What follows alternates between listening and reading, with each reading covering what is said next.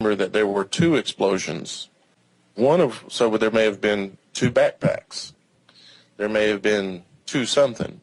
And one of the explosions, I've come to the understanding that I think that actually one of them did maim some people.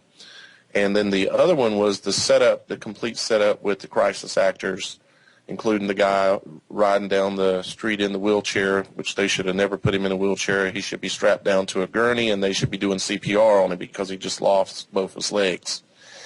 And let's talk about that guy for a minute, because I'm not sure everybody has seen that picture. I've got 15 photos of this guy during the event. I've got him on his back right after the so-called explosion happened.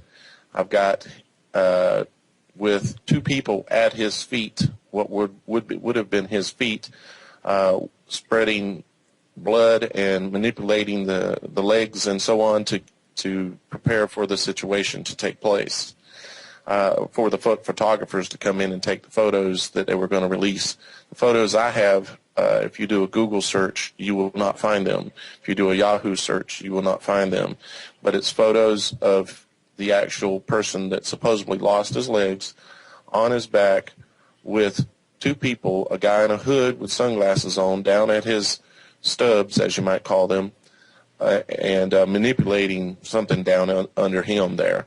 And I've got those photos, and I'm going to demonstrate them frame by frame in my video today. And, I'm hearing from Jules that we have a few callers. I'm sorry I didn't have a chance to talk to you before the show. I know you had a busy morning. You were on another radio show, which I caught. And would you like to take some calls from people? Sure, we can. Sure. All right. But go ahead and finish your thought there, and then I'll have Jules patch them in. Okay. Well, one of the most publicized photo, if you run a search, you can just do Boston bombing, wheelchair guy or wheelchair or amputated legs or some combination like that. You'll find a photo of the guy coming down the street. Now, if you zoom in on that photo or look real close under the photo of him coming down the street in the wheelchair with his amputated legs and bones sticking out, you'll notice that there's no blood trail under the wheelchair, and this guy just lost all of his blood. You'll also notice that he is sitting upright, conscious, and not even a grimace of pain on his face. And I'm a trained EMT medic in the military, and I've worked in emergency rooms as well, and that is not possible. It is just not possible. It's not probable. It just didn't happen.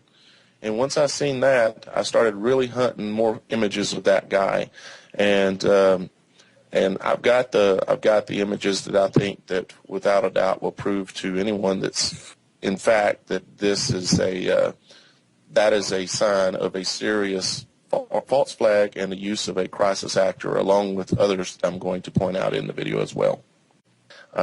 It's not likely, but is highly probable that the Boston police were involved, that the FBI was involved, that the CIA was involved. When they pull an event like this, they pull in all their assets they can in order to try to pull it off.